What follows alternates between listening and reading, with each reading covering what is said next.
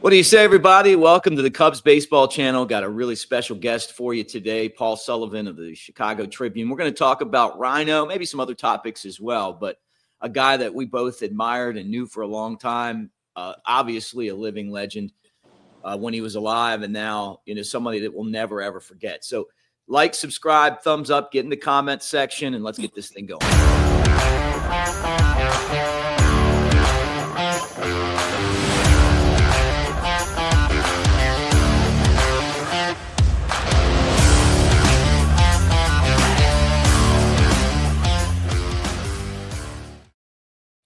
All right, great to see you. I wish it was under better circumstances, but Sully, how you been?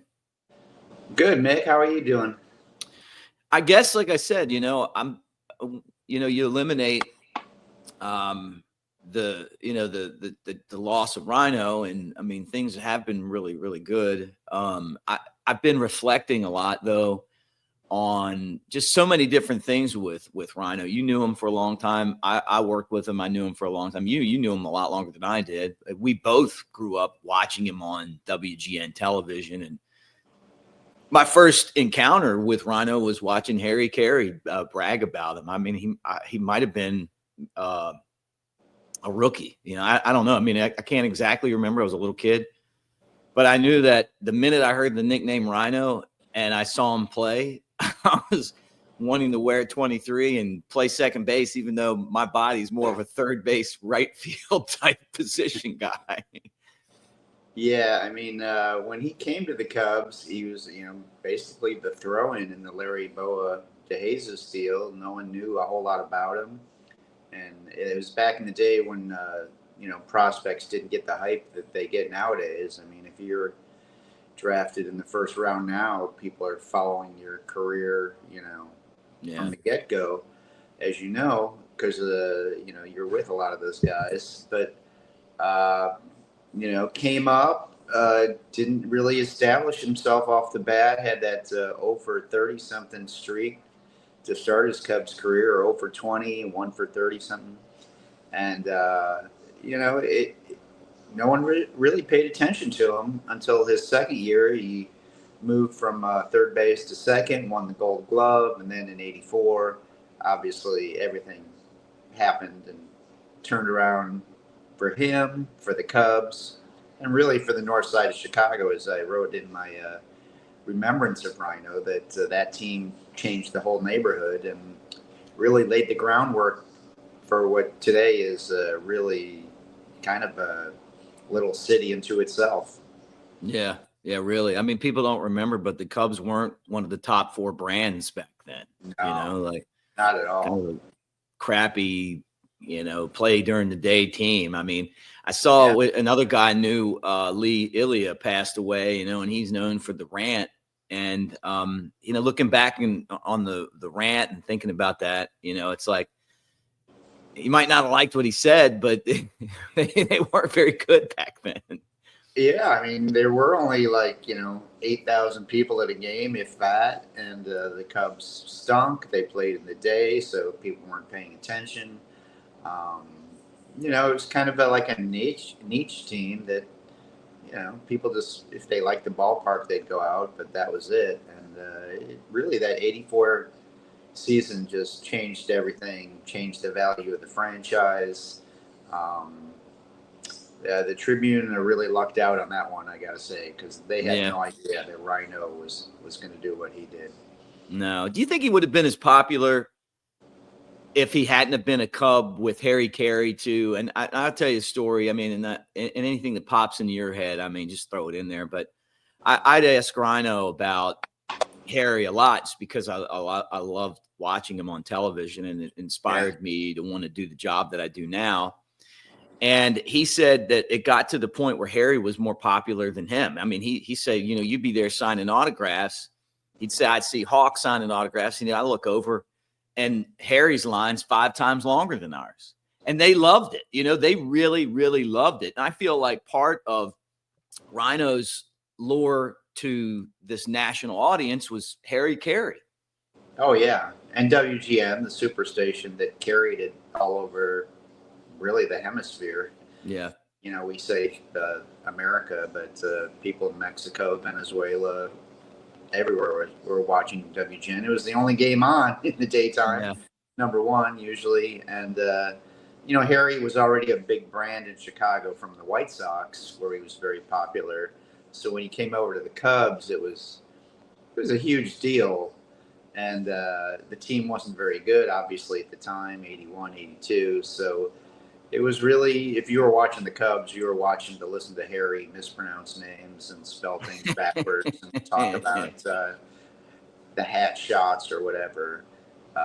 But, the combination of Rhino, Harry, the 84 Cubs, Sutcliffe, you can't leave him out of it because when he came over from Cleveland, that changed things a lot too. But, Yeah. that really, if not for that, I'm doubtful that the Cubs would have gotten lights approved. And eventually they would have, but it would have taken a lot longer. That kind of greased the skids for night baseball, and of course we know that's changed everything too. Yeah, really. And I'm sure young Cubs fans probably can't even believe that there was a time that you didn't have lights. That meant you had to play all the games. I remember games being suspended because it got too late. Those were the best. Those were my favorite games, called Because of Darkness, because it reminded you of when you were a kid and you would play until it got dark, and your mother would scream out the door, or one of the kids' mothers, get inside, it's time to go to bed. And to me, that's what baseball was all about. And the Cubs were the only team that really did that. And those were some good times. Yeah. How about that 84 MVP season? Did you cover that? I know you probably didn't cover it, but you remember it as a fan. No, I was on the city desk at the Tribune at the time. I had gotten out of college, and I was actually, I wasn't going into sports. I was thinking of becoming a reporter covering crime and news and real life situations. But I had a night job at the Tribune, so I had my days to myself. I lived near the ballpark, and I would go to all the games, and then just go from the ballpark to work. So I was at most of that season. I was in the bleachers for the Rhino game, covered the 84 playoffs for the city side staff. And just a magical season. It's obviously a tragic ending, so to speak, with the ground ball through Leon Durham and all that. But still, 84 kind of gave us 89, and then after 89, there was another long drought, and then 98, Kerry Wood, Sammy Sosa, and by that point, it was Cubs were a brand that were, not too far back from the Yankees, Dodgers, and those kind of teams. Yeah, and they still are there, really. Oh yeah. I remember the 87 team. I know they didn't win a lot, but man, I love that team. I used to watch. That was when I really got locked in, Andre Dawson. Was that Gene Michael, or who was that, 87? I think it was Riggleman. Let me look, but I remember Andre Dawson. Oh yeah, Andre. That was the first year of Andre, right? MVP. Yeah, MVP Andre. No, you're right. It was Gene Michael. Yeah, Riggleman wasn't until the 90s, because I was there with Riggleman. And then he got fired, right? So Frank came in after that? After Michael? Yeah. It's all, I'm thinking of Fever, or I don't know. There was a whole bunch of them in a row. Yeah, they couldn't find it. But I remember a young Greg Maddux. And then Jamie Moyer. Jamie Moyer. Yeah, I loved him, man. You talk about a dude that just kept hanging around. Rhino, I couldn't understand. Collected all those cards. And that was in my heyday of being a kid baseball fan. Yeah. Jody Davis, who I'm still great friends with, and think that Jody belongs in the Cubs Hall of Fame. By the way, I think he's one of the best catchers. Oh, yeah, he'll get it. How much Harry and Jody, you talk about Rhino and Harry. Harry pretty much invented him. Yeah, right. His song. Yeah. Jody. Yeah. Jody talked to him a little bit, and everybody's just heartbroken over this. He's that's Rhino was his roommate, Yeah. But look, here's the 87 lineup. I mean, just how could you not love this team? How did they not win more? Jody Davis, Leon Durham, Ryne Sandberg, Sean Dunston, Keith Moreland, Dave Martinez, Andre Dawson. Wow. Jerry Mumphrey, which I don't remember him. That was the last place team, right? Rafael Palmeiro was on the team. Bobby Dernier, Jim Sundberg. I mean, and then Harry was so like 87. He's in his prime, of funniness. What's that? Yeah. 4 Hall of Famers, Maddox. Well, Palmeiro didn't make it, but 4 would be Hall of Famers. Yeah, right. Yeah. Man. That was, I remember collecting those cards, man, watching like every game, like skipping school to see, like Matt, to watch. Obviously, I always loved Sutcliffe. Just watch those guys play. And then that led into 88 and eventually 89, like you mentioned. But yeah, the boys of Zimmer, that was probably to me the least. I mean, they had Rhino and Andre and Sud, of course, but it's for the rest of the lineup, probably one of the weakest lineups of a playoff team that I can ever remember, but they just did everything right, and Zimmer made all the right moves, and just another magical season that ended. Yeah. But let me ask you this, Mick, we knew that this was coming with Rhino. Yeah. We knew he was sick and that it could happen soon. But when it actually happened, there's just something. It was just so hard to accept when it happened. Dude, great way to put it. I'll tell you this. I text Rhino some, right? Anytime I text him and it's like, hey, praying for you, thinking about you, all that stuff, never hear back from him.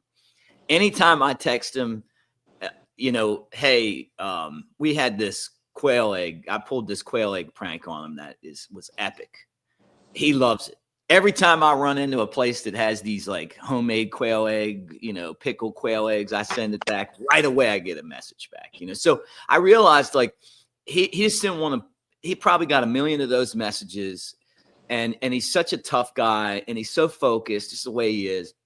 I didn't really send him any of that encouraging stuff. I just would mess with him, and try to put a smile on his face. And his comebacks were always like I could just see the smirk. That's the Rhino smirk, like where he, like he loves it, where you're getting him or where he's getting you. Yeah. You're right. Like I knew he was really sick. And when I saw the statement that they put out, I was like, this is not good.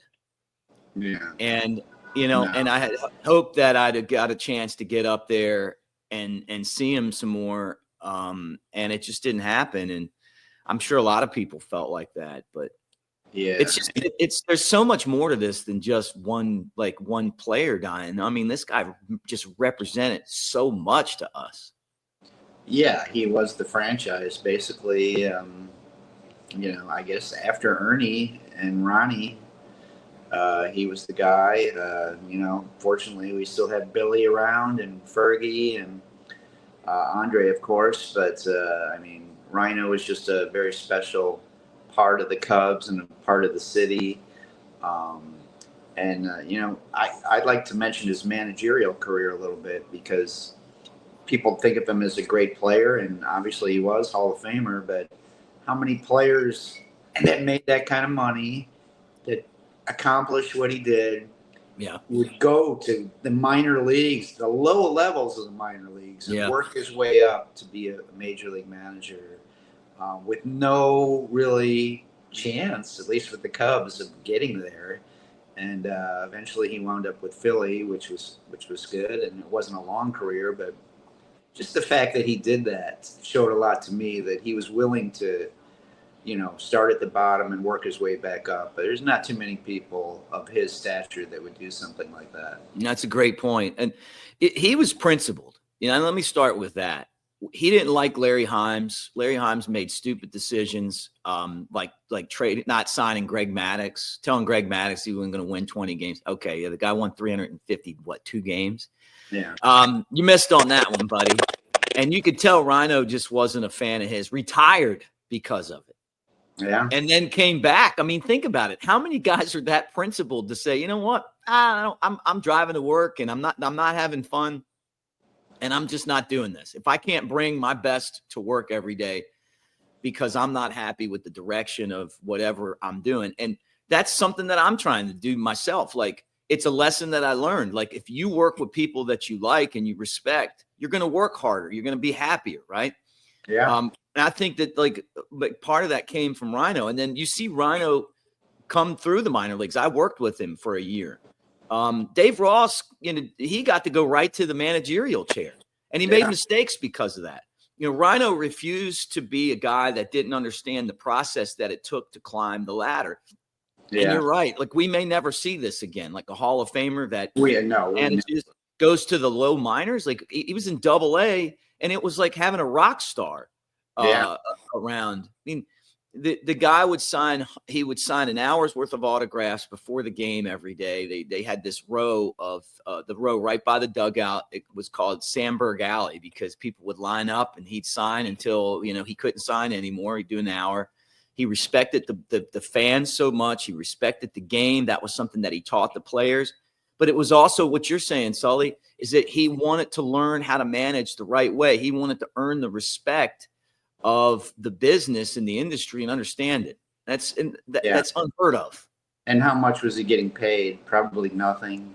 No. Next to nothing.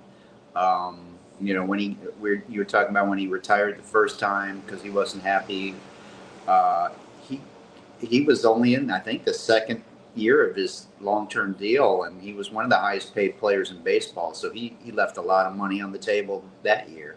Yeah. He was a very different person.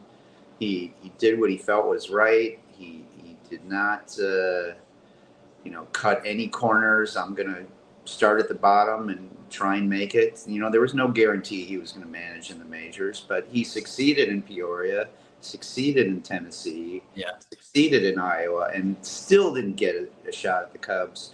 When they rehired Quaddy, I know he was very disappointed by that, left the organization. And I was just glad that he finally did get a chance to manage with the Phillies after Charlie Manuel left. Yeah, and it was a tough situation. It would have been a tough situation with the Cubs, too. Yeah. You're talking about teams that weren't going to win. But I think one of the problems that he ran into as a manager is that the players are different in the big leagues than they were when he was there. Like Rhino is known for running through walls. Yeah. Right. He didn't care about the money.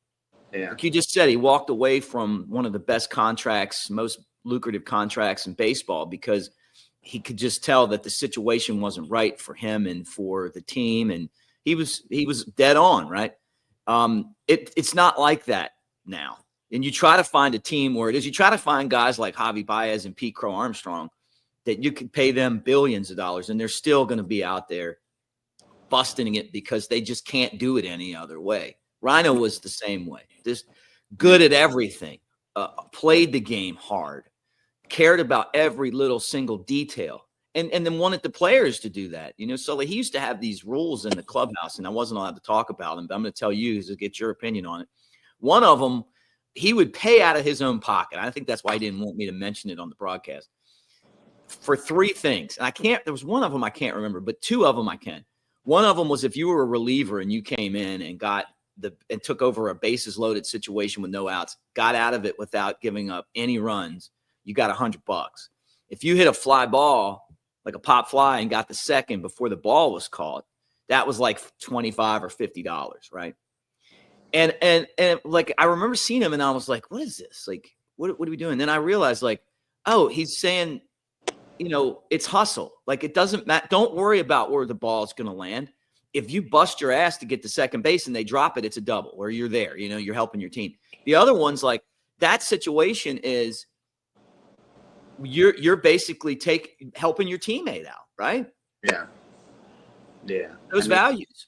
Incentive clause, the Rhino incentive clause. I mean, I don't know if you saw the interview with Sean Dunston on MLB Network. It kind of was online, went viral. He was crying and everything, and very emotional. But before he got emotional, he talked about how this year's Cubs team he said is kind of in the mold of Rhino, and he specifically brought up Dansby and Ian and Nico, PCA, Kyle Tucker, that they go about their business. They don't really call attention to themselves. PCA a little bit, but they're they're kind of old school in Rhino fashion, and I think that's there's a lot of truth to that. A lot of teams today, you hit a home run, they have the shopping cart in the dugout or a big hat or some kind of goofy,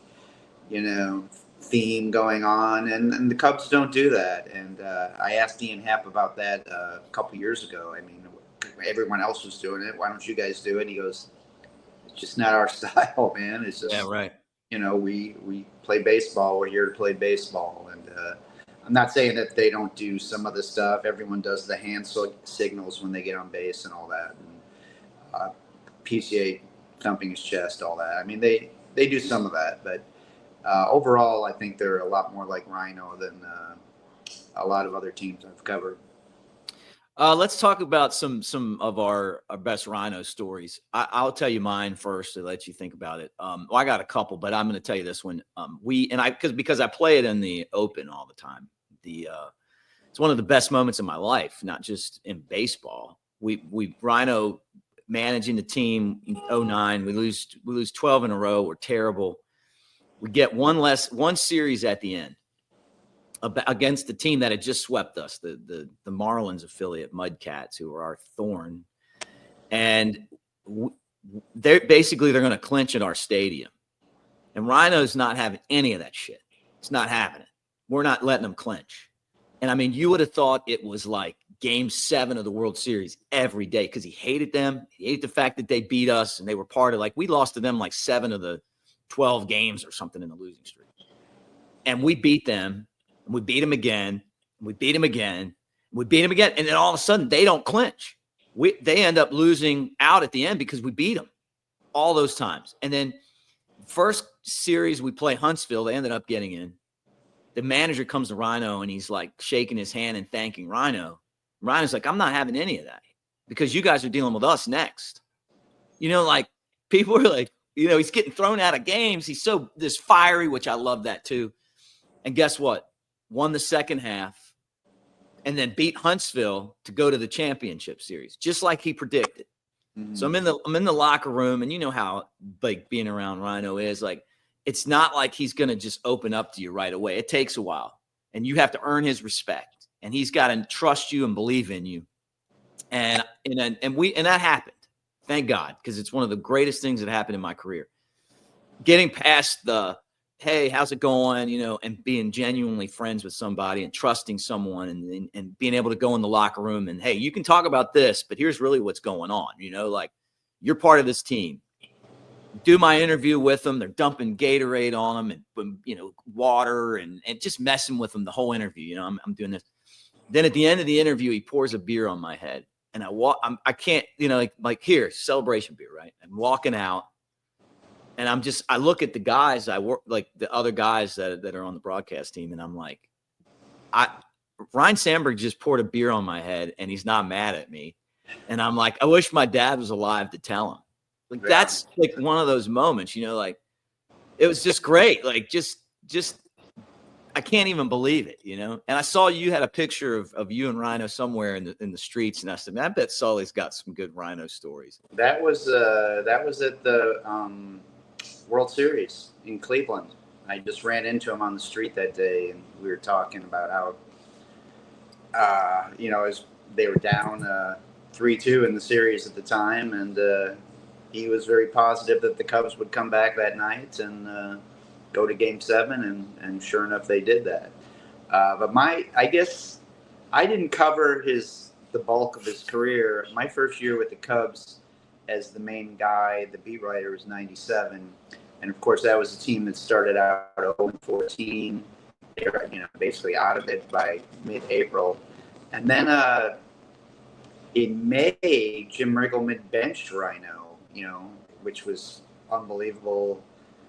It wasn't his fault that they were that bad, but he always had bad starts anyways. And so I had to go, ask Rhino about it. And he gave me some answer, how he's handling it. And it was typical Rhino, very straightforward, kind of bland answer. And I was thinking, that's, I got to get something better than this. So I kind of, how reporters do, you kind of rephrase the question, same question, but you're trying to do it a little different to get a better answer. And right. He just looked at me and he pointed to my scribbling on my notepad and he goes, "Yeah, that's what I just said. I'm not giving you another answer, dude. Go away." And I respected that, and I think from then on we always got along because he knew that. He saw what I was trying to do. I was trying to get something out of him, and he wasn't going to give me a controversial answer. He obviously didn't want to be benched. No one wants to be benched, but he understood, and it turned out it was just a couple of days or so, and then he got back in the lineup, and turned out that was his last season. So, just an amazing person. I wish people could have got to know him as well as we did. And obviously, there's reporters that knew him way better than I did because they covered him during the bulk of his career. But just very honored to have got to meet him, got to meet his family, and just such a huge loss for Chicago and baseball. Yeah. As we kind of end this thing, you guys rephrasing questions. The best I ever saw at handling you guys, and it was an all-star team of reporters at one point. You and Gordon and Gonzo, looking through all like just the whole lot of you guys. Bruce, did the two Bruces, right? Like me as a young kid, just watching you guys do your thing, and you would rattle the hell out of Dale Swain. Out of who? Dale Swain. Oh. Dale was my favorite. You guys would just rattle his cage so bad, like doing exactly what you're saying right now. You would come back with another question, and you could see it was like the smoke coming out of his ears. Then you go from that to Joe Madden, and Joe was you. Don't forget Rick Renteria. Yeah. Oh, right. Yeah. You guys got him fired. No, we didn't. Come on. That was one of the things. That was one of the knocks on him is he couldn't handle you guys. And then Joe shows up, and it was like watching the damn orchestra, man. Like he just handled that stuff. Just the inside baseball of what you're saying right now, what you guys do, because that's what you do. And you guys will work. The good ones work together. Like you'll ask a question, you won't get the right question answer back, and then here's Gordon sliding in with something, and then here's Paul Mooney. Patrick Mooney sliding in. Yeah, Moondog. It's like all you guys just and Madden just it was like Madden loved it. Like he just enjoyed that from you guys every day, but he didn't give you anything. I mean, maybe a little, but Oh, Madden? No, he wouldn't give us the deep information, but he was a master BSer, and that's why we loved him. I don't think we do still love him. I don't think management loved him as much as the writers because they expected to win a World Series every year after that first one, and it didn't happen. But that's the crew you're talking about. Me, Gordo, Patrick, Gonzo. We worked like a team. We could have been a good car thief team if we. You guys were a pack of dogs out there. If we were evil, we would have wolves. Very successful criminals. It was like a pack of wolves. Yeah. One circling around. Yeah. Fortunately, we wound up on the good side or the dark side or whatever you want to call it. You want to say it. Well, any thoughts on what the Cubs are doing now? I mean, I should ask you this before we get off. Obviously a couple losses in Milwaukee, trying to make something happen at the trade deadline.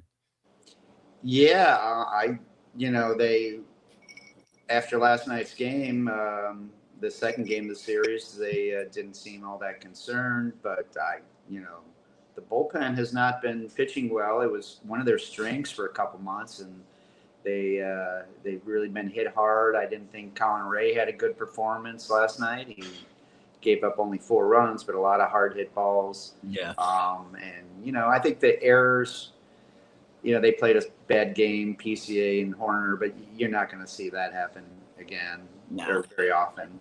Yeah. So, but they definitely need some bullpen help, and obviously at least one starter, if not 2. Matt Shaw, I love him. He's a good kid, but it'd be nice to upgrade there. So a lot of work to do, and now they're chasing. So they're in a different position. They were in first place all year. Now they're chasing the Brewers, and it's really going to be interesting to see how they handle this trade deadline. Sully, awesome talking to you, man. How can people find you? I know Chicago Tribune, but where can they read your stuff and anything that you want to direct people to check out? Well, ChicagoTribune.com has all my articles and more stuff. Megan Montemuro, the beat writer, has all the information on the Cubs as well. You can see me on X, Twitter, at PW Sullivan, and also now on Blue Sky at PW Sullivan, or Instagram, PW Sullivan, although I don't really, that's just pictures. I don't really write. Right. But you put good stuff on there. I try to, just give a scene here and there and, give the people what they want. I'm not on TikTok. I hate to say I'm just not hip enough. I tried, but couldn't do it, huh? The hip factor has just passed me by. 30 years behind the times. Well, look, man, thank you for coming on and talking to us today. And, God bless us for being able to have seen Rhino's entire career and life and the impact that he had on Cubs fans and Major League Baseball, obviously his family, and we'll never forget him, man. We'll miss him forever. Oh, definitely. And thanks for having me, brother. It was nice to talk about Rhino with you. You too, man. All right, guys, thanks for hanging. Like, subscribe, thumbs up. And, we'll be following this trade deadline, so don't go anywhere too far from the Cubs baseball.